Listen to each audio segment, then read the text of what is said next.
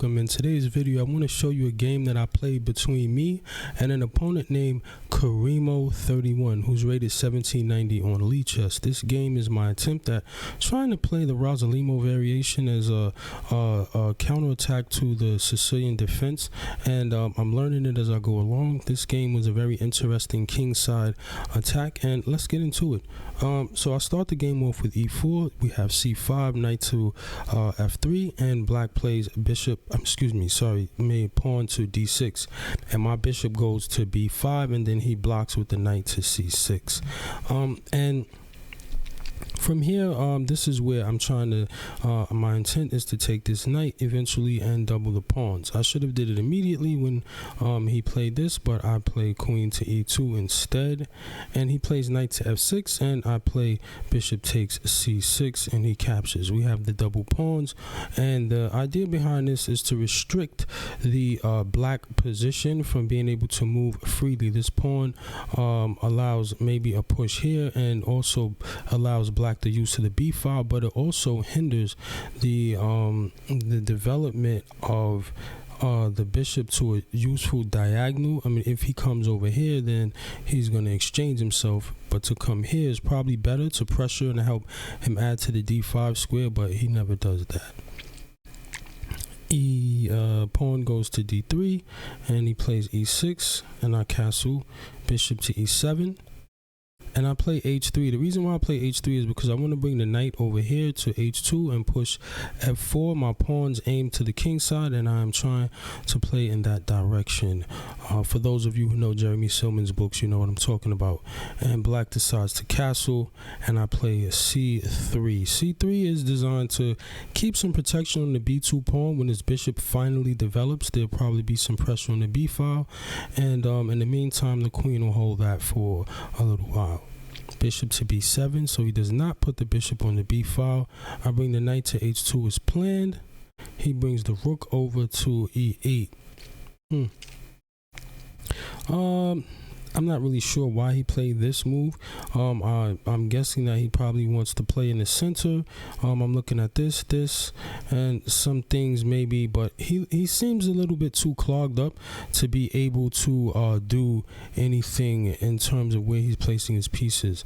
And I play bishop to g5. He plays h6. And putting this pawn here, chasing my bishop away, and I bring the bishop to h4. This does act as a lever, because if you look, if I ever get this pawn here, then potentially we can open up the g file. And he plays a5. I play f4. Brings the queen over to b6, which is actually on the other side of my king, probably threatening to do this and discover. I don't let it happen. I play c4. He plays d5. I am not going to engage in any exchanges in the center where pawns are, and he has this bishop on the long diagonal, and he also has the rook. I'm not interested in that. He has the double pawns. I don't see any sense in exchanging here, so I push. He brings the knight back. Now, looking at this position, his knight just went back to d7. His worst piece is this bishop here. His best piece is this. Because the pawns are on the color of this bishop, this piece is pretty much restrained to absolute no activity. So when I capture here and he recaptures, black is pretty much without any hope of activity in this position. Something drastic would have to happen for his situation to change, and that doesn't happen in this game. Knight goes to you didn't see that. Knight goes to c3, bishop goes to a6, and I just overprotect. So he is trying to find a way to get this bishop outside of all of these pawns, but it's not gonna happen. He plays rook to b8. I bring my rook over here to b1. He brings the queen back to c7, trying to get something going. I don't know what. Queen goes to h5. With queen to h5, I begin trying to put pressure on the king side and maybe open some lines. He brings the knight to f8.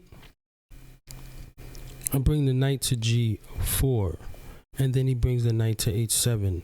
I don't know if black thought that maybe he would be able to eventually come here and attack the queen and chase me out, but one piece does not mount a successful defense against this type of attack. And I bring the rook to f3. He captures and I capture with, which pawn do you think I capture with? Definitely not this one, even though the rook is protected. But when you're in the middle of an attack, you don't want your pieces moving backwards. So if I captured that way, the rook would take my rook on b1, checking my king here, and then I would have to capture back on b1 with the knight. So instead, I capture with the d3 pawn. Queen goes to d7. Rook goes to d1, proving that this queen to d7 was a loss of tempo. He goes right back to c7. If he wanted to defile the d-file, maybe the rook would have been better. I'm not sure. Maybe probably this rook, because there's nothing happening over here. But these things remain to be examined in analysis. And knight goes to e4.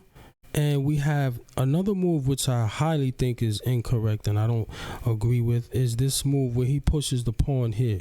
You don't, to f5, you don't have a dark square bishop, number one. So you want to keep your pawns where they are, trying to stay still and mount up a defense. Black shouldn't be playing this aggressive with these amount of pieces in the king's house. So I capture, he captures, and I capture back with the knight from g4. And then all of these exchanges only end up leaving black in check, loss of tempo, bad sign. And we have the king going to g7. Excuse me. Rook goes to g3. King goes to h8. Well, if you're wondering what would have happened if he would have taken this, is very simple. The queen comes here and it's checkmate. The king cannot go back here and it can't move forward. So it's mated. The pawn covers all of these squares and the queen from here also covers this square. Sorry if the arrows are confusing you, but that's what would have happened if he would have taken that knight. Rook goes to g6. The other rook goes over to h7. Knight captures. Queen captures. And that's game. Black resigned, white is victorious. Significant material loss, and black decides to throw in the towel. Hopefully you enjoyed that game and there was something in it that you could learn about how to play chess better. And looking at this game, I would like for you to maybe take it to your laboratories and do some analysis on it. Maybe drop some comments and let me know what you think about how it could be improved upon by either side. And with that, I am going to say peace. May your chess be the best.